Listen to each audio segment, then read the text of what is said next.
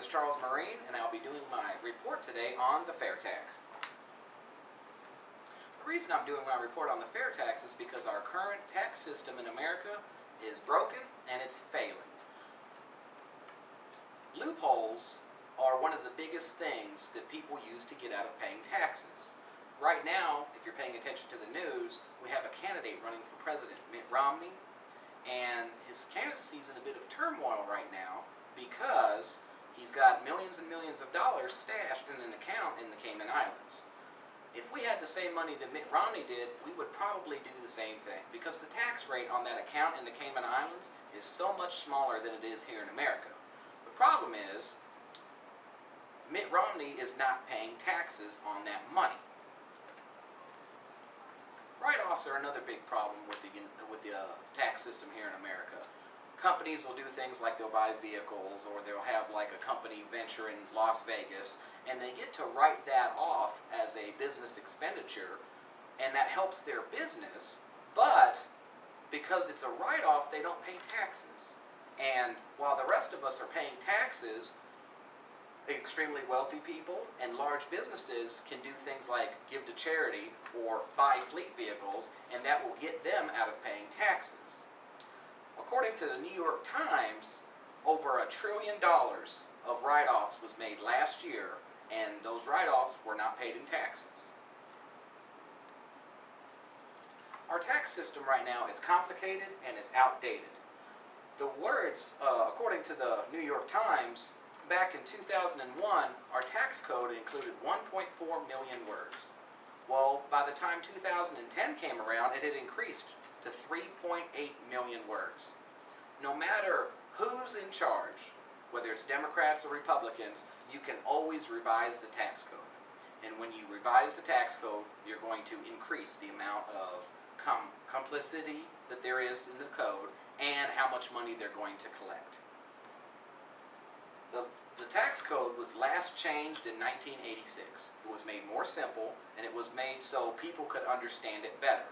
But from 1986, however many words it was then, it is now officially 3.8 million words.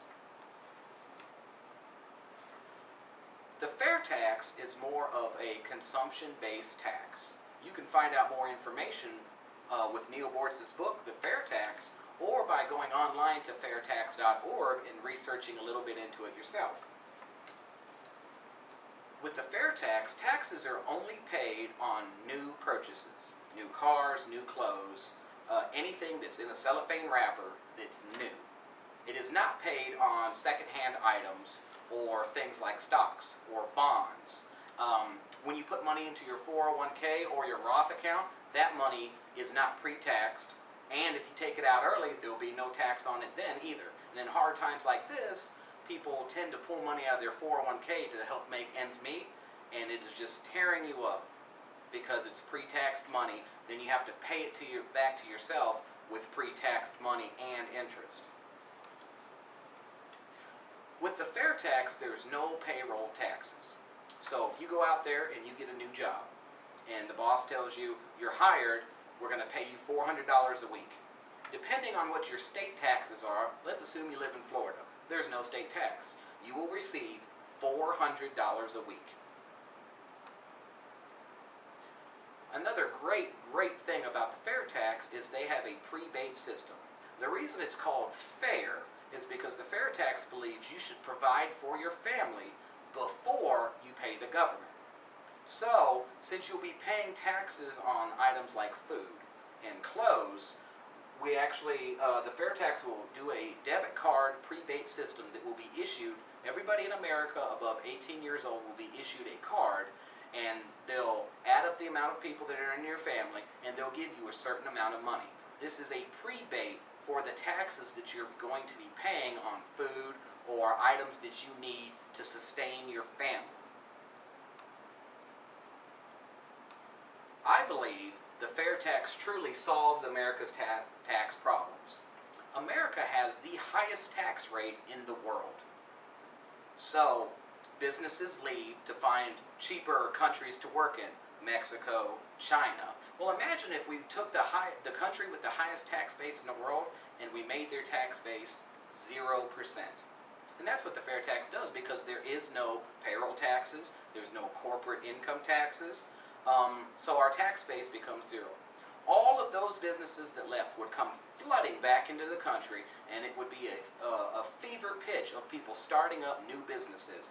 Unemployment, I wouldn't say it would be dropped down to 0, but it would come real close because there is no corporate income tax. It also gives us, American citizens and consumers, more control over the government. Because if something's going on in the world between wars or skirmishes or anything that we're doing with a foreign country, and we don't like what the government is doing, we can just start buying vehicles secondhand, buying clothes secondhand, because you only pay taxes on brand new goods. The fair tax is the solution. The people who put the fair tax together, it took them over 3 years of research to do it and $10 million to come up with the fair tax. It has been proven over and over and over again that it's a great tax system, and it would eventually bring us up as a nation and get rid of our debt. To make sure that we get the fair tax here in America, you're going to have to do a little bit of homework. You're going to have to find candidates that are running for Congress, the Senate, who understand what the fair tax is and who believe in it.